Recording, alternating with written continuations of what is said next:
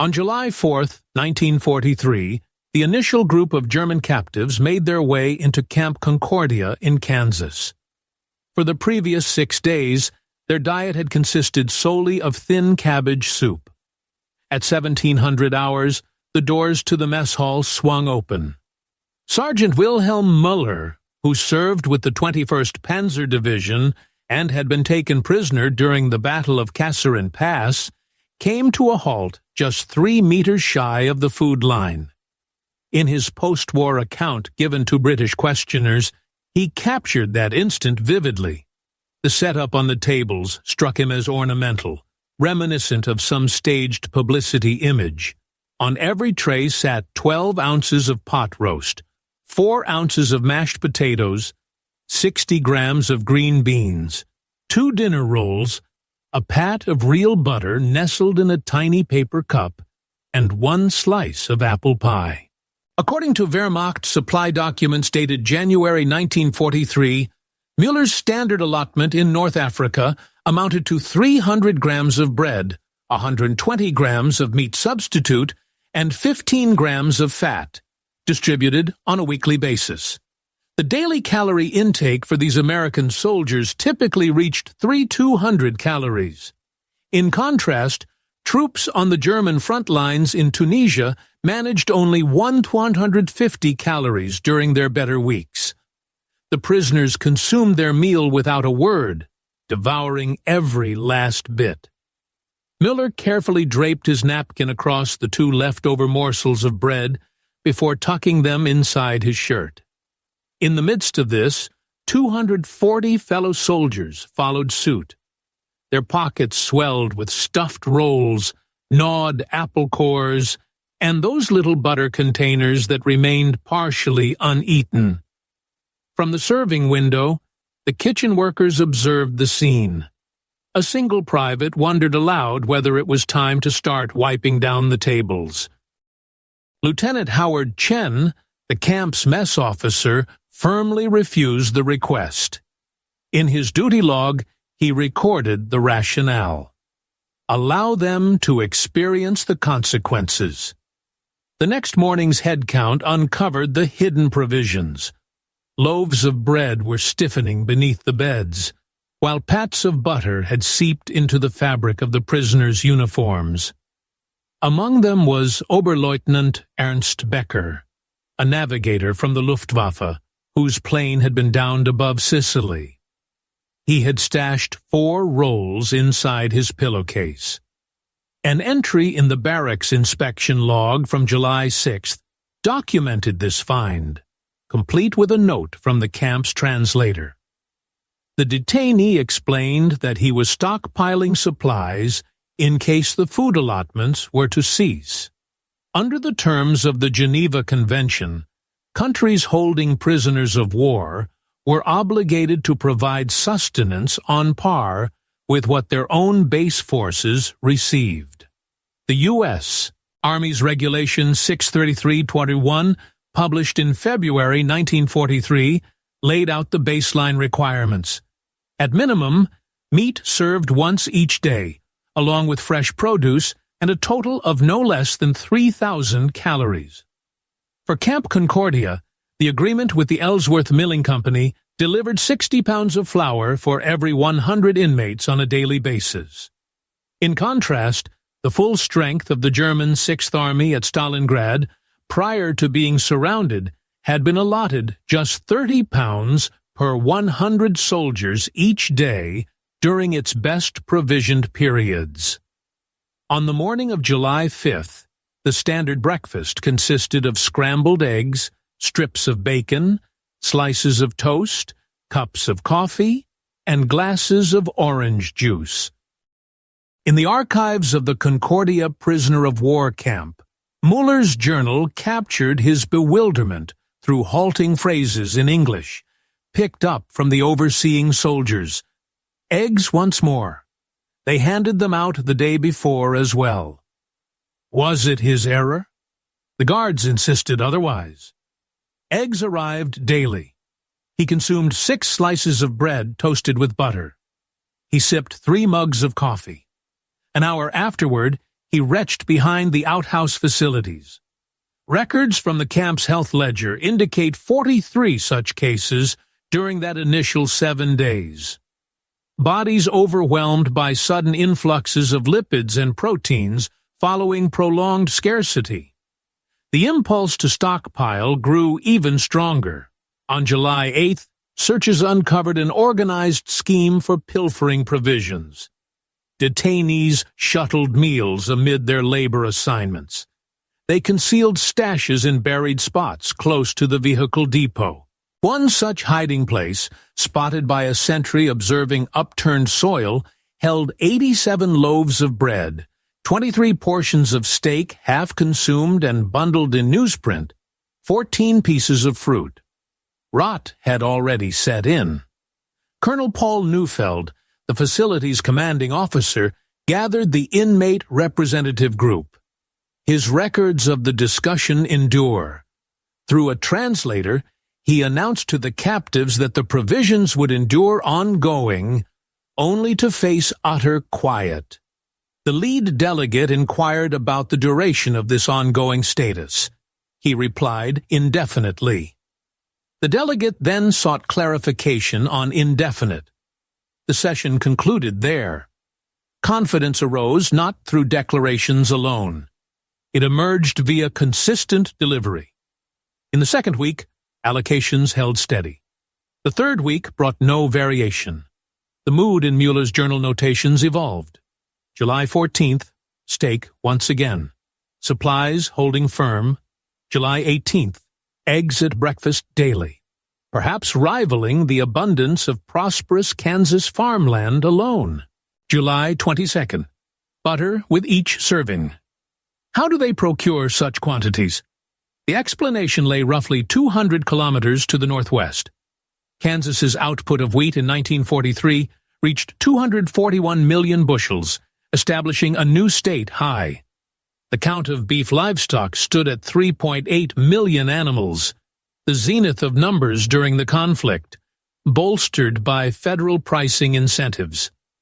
The Ellsworth milling facility ran continuous operations across 3 teams. The camp's regular outlay on sustenance, as noted in Concordia County's purchasing documents, totaled $1,400 monthly for 2,400 inmates. That amount could have sustained a full Wehrmacht battalion of 2,500 troops for a quarter year, according to contemporaneous German supply strategies. The transformation in conduct unfolded incrementally at first, only to accelerate abruptly. Come August, reports from inspections highlighted a decline in the stockpiling of provisions. An entry in Mueller's journal, dated August 9th. It grew late in the day. Yet the morning arrived as usual. The food remained untouched. This mental transition manifested itself in clear phases. Initially, the prisoners ceased grabbing additional bread rolls. Next came the abandonment of concealing butter. In September, they started turning down second helpings when presented. The plentiful supply dispelled the dread. Deprived of that dread, their hunger reverted to reasonable boundaries. Yet this did not apply universally. Consider Gefreiter Hans Lehmann of the 334th Infantry Division, taken prisoner in Italy.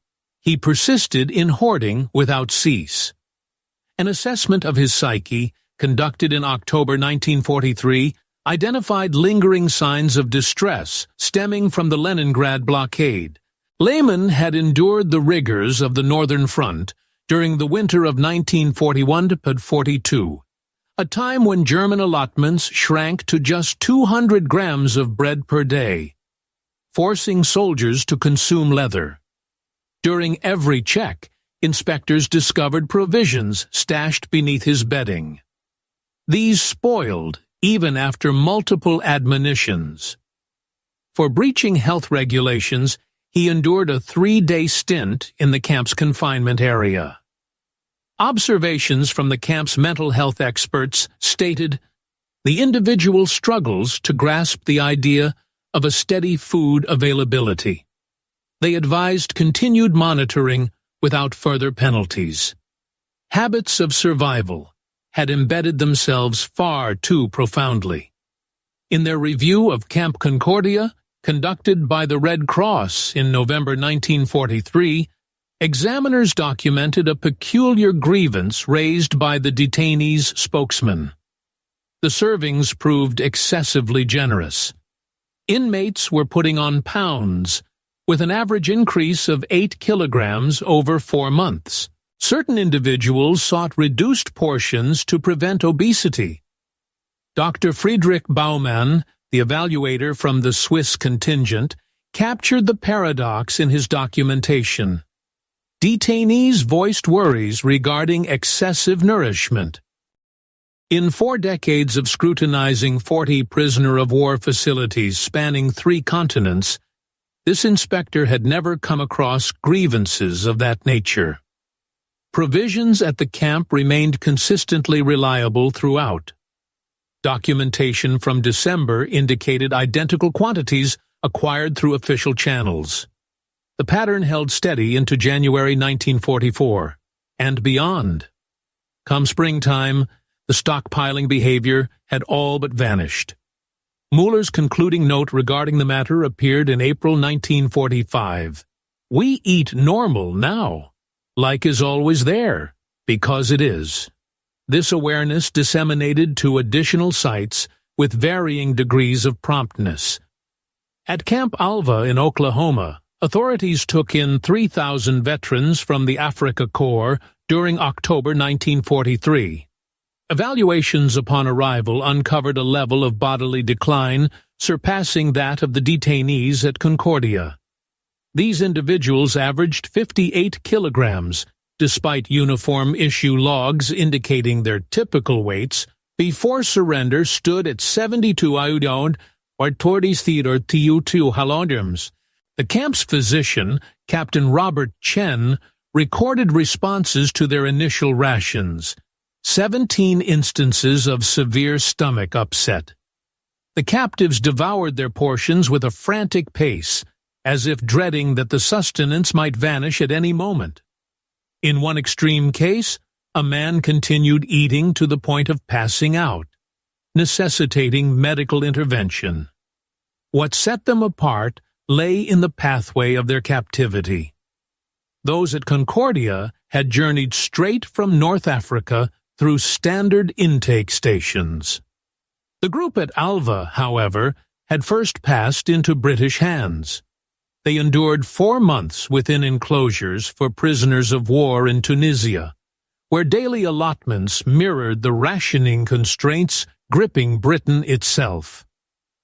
Prior to handover, their final serving consisted of watery broth, 200 grams of bread, and tea.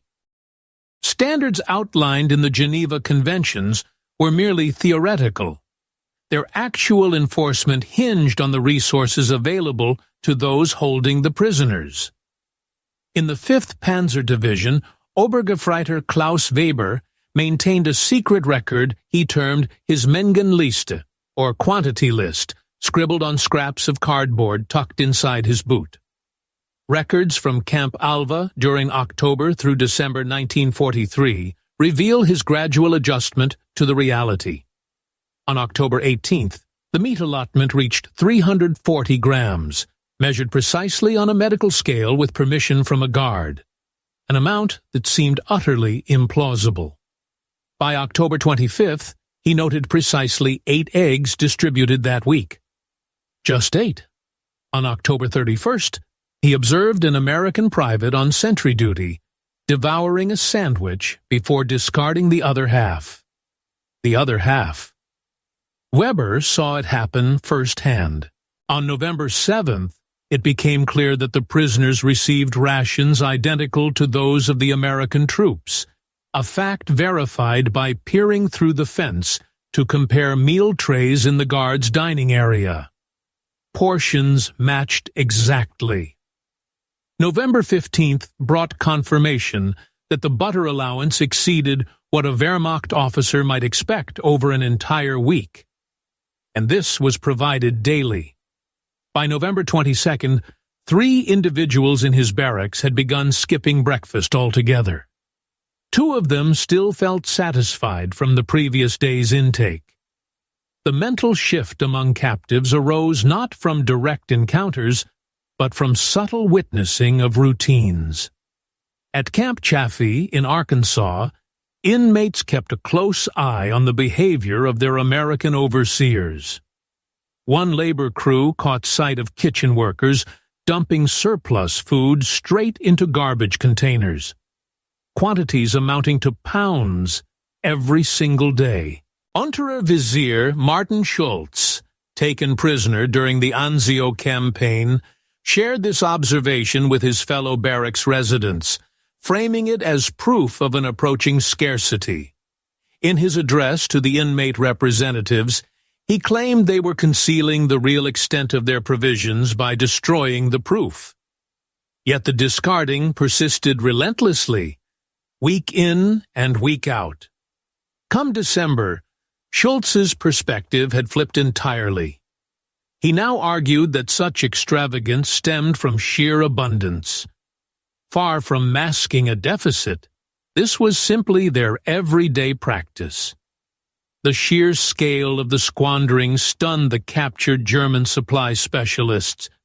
Drawing from his assessments of the refuse containers, Major Friedrich Wolff of the Quartermaster Corps estimated that food wastage at Camp Chaffee accounted for 18.22% of the overall provisions.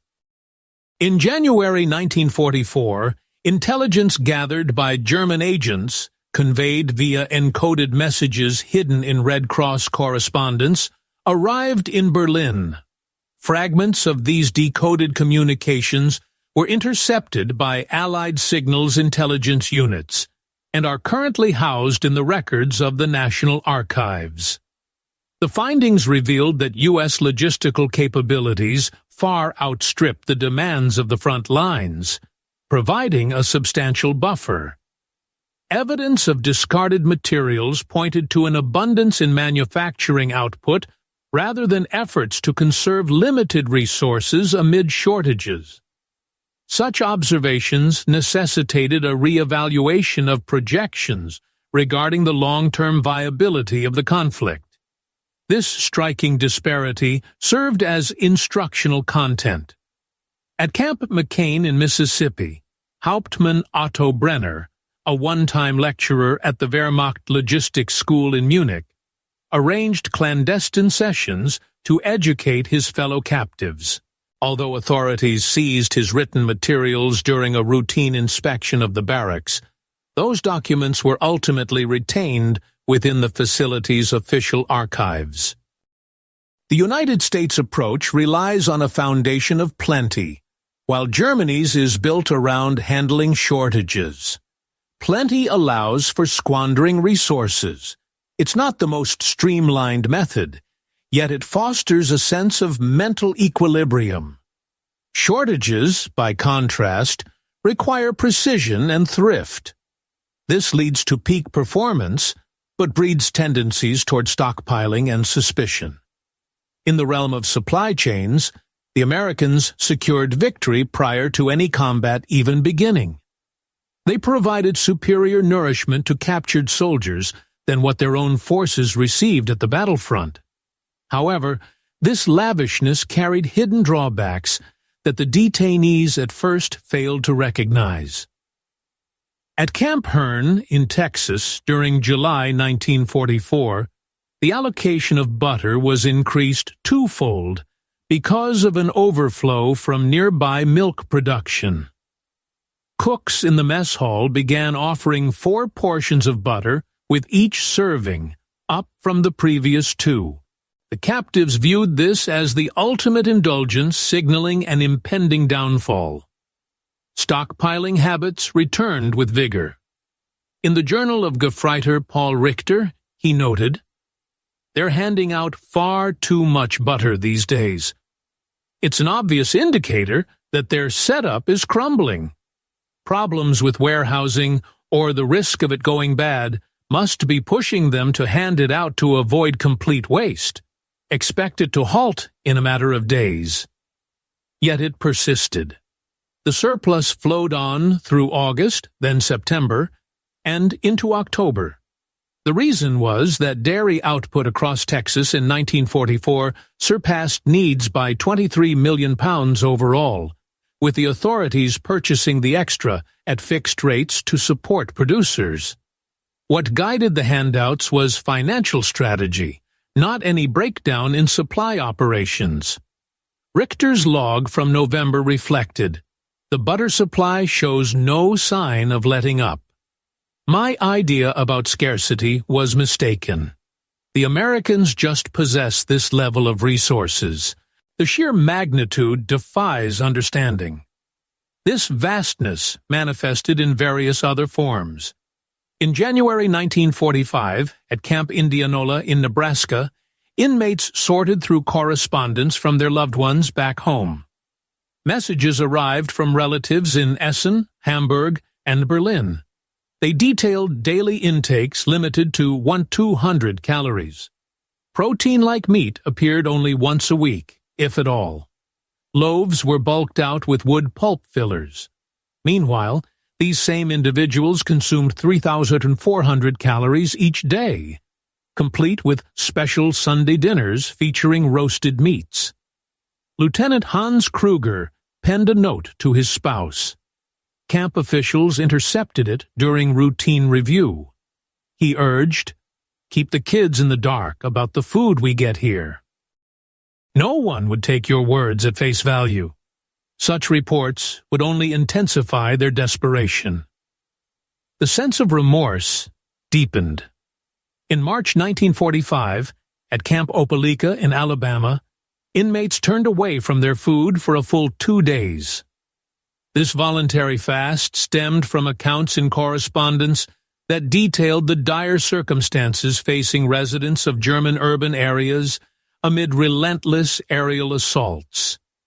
The facility's leader warned that he would classify the protest as a breach of the Geneva Convention. Through a translator, the inmates' representative, Major Wilhelm Langer, conveyed their rationale. "Our provisions here surpass what our loved ones endure back in Germany. Such a disparity offends our national dignity." The commandant's reply, as noted in the official camp records, made it clear. Your self-denial won't provide sustenance to those civilians in Germany. Standard allotments will proceed as mandated. Any continued rejection could lead to punitive measures, along with medical care should your well-being deteriorate. The labor action concluded after a full 40 hours. Supplies of provisions continued to arrive without interruption. As the conflict drew to a close, a harsh and profound awareness settled in. These soldiers put on pounds even as their homelands endured famine. In Camp Ruston, situated in Louisiana during May 1945, word of Germany's capitulation arrived while the captives were at their supper. A hush fell over the group. Moments later, a burst of laughter broke the quiet. It was shrill and unsteady. "We've been defeated," one declared in German, with the guards providing the English version shortly after. "Yet here, we dine like royalty."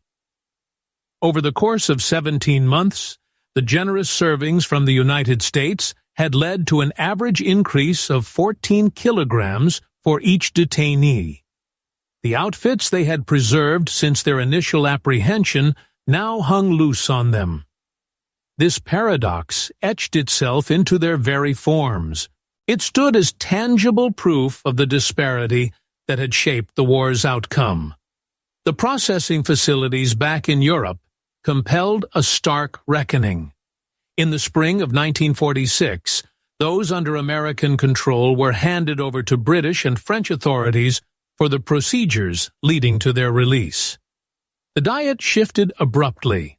At Camp 2227, located close to Cherbourg in France, under British oversight, rations from the French. Obergefreiter Weber began jotting down his observations on scraps of cardboard once more. On May 3rd, bread, 400 grams, broth, watery, absent any protein. May 4th, identical fare. May 5, no variation. The era of American abundance has passed. Assessments by doctors at the return stations captured this turnaround in detail. Documents from the U.S. Army Medical Corps at intake points in Le Havre, Marseille, and Antwerp recorded a typical drop of 1.2 kilograms weekly for the prisoners in transition. Dr. Heinrich Vogel, a German doctor operating within the framework of Allied oversight at Le Havre, highlighted the rapid deterioration. Systems tuned to the plentiful U.S. supplies struggle to cope with continental shortages within a reasonable period. We're handling individuals whose physiques still echo plenty, now compelled to rediscover want. They bore this recollection as if it were embedded fragments. Müller made his way back to Düsseldorf in August 1946. He weighed 68 kilograms, more than the 61 he had at the time of his apprehension, less than the 74 he carried upon departing Concordia. The initial dish he shared with family, soup made from potatoes, lacking meat, loaves paired with a spread of mashed turnips. The mother expressed regret over the scantiness of the meal. He consumed it without a word before uttering the sole English expression he ever shared with her. Is enough. That evening, in his journal under the final entry of the American chapter, he wrote, "She has no understanding any more of what enough signifies, and I don't either." This mental conflict evolved into a common ordeal among survivors. Gatherings of ex-captives, as chronicled in the archives of the German Veterans Association up to the 1950s, fixated repeatedly on the provisions from America, never on the combats, never on the imprisonment, never on the surrender, always on the servings. Gefreiter Lehmann, the compulsive stockpiler from Concordia, failed to regain typical habits of consumption. In his 1951 assessment at a hospital in Cologne, the diagnosis noted, "Patient displays ongoing worry about food availability, even with sufficient post-war provisions." He describes recurring mental intrusions about the meals in American detention facilities. He insists time and again they nourished us superior to how we nourished our own people. The conflict's judgment, distilled into 9 stark words: German farming, yielded to demands of armament manufacturing, crumbled amid strikes from Allied aircraft, and the Red Army's push forward. Everyday allotments for non-combatants in Germany during 1946. In the British sector of occupied Germany, daily caloric intake stood at 1,350.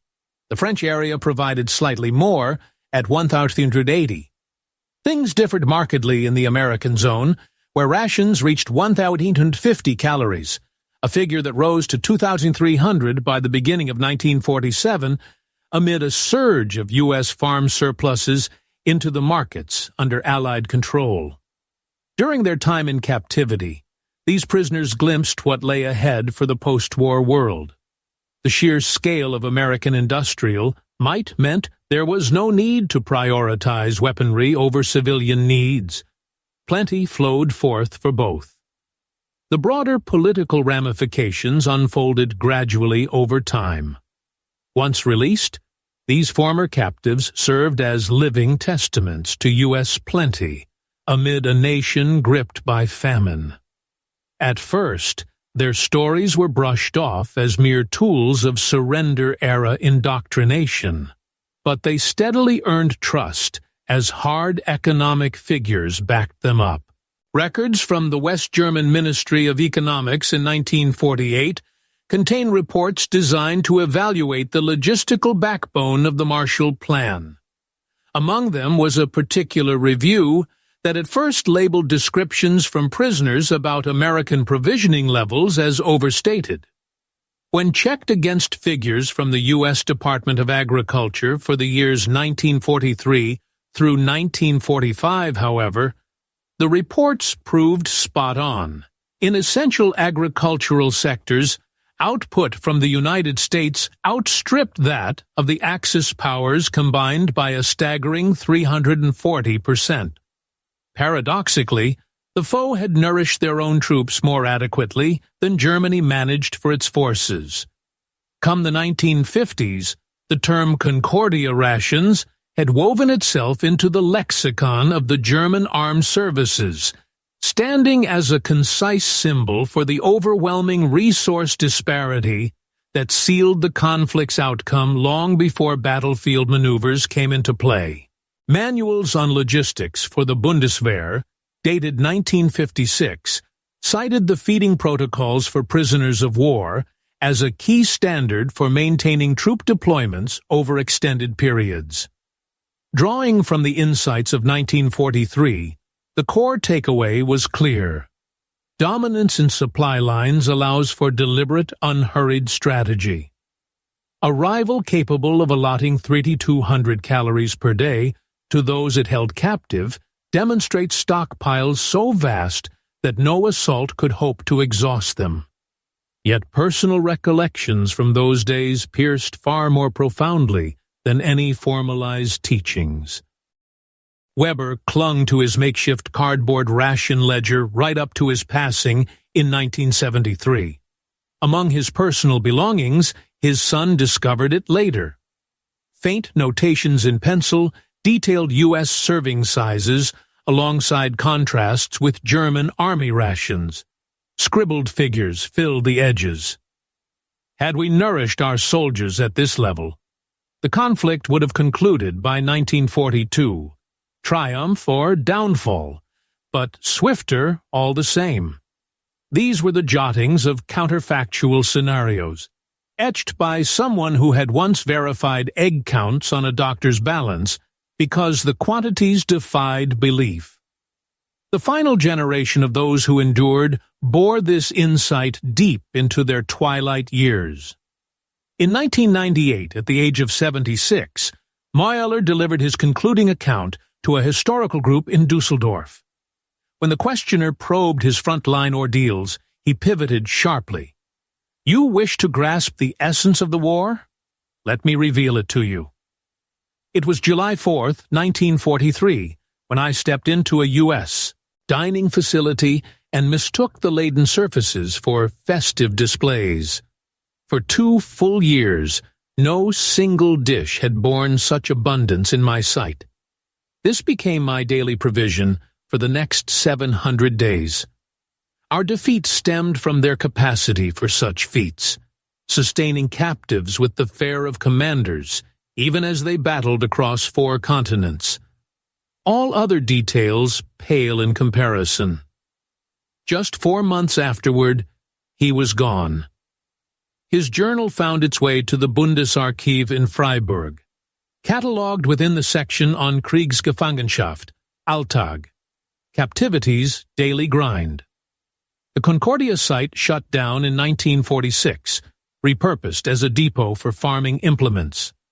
Its dining area endured until 1963, when it fell to make room for enlarged silos to handle the wheat yield.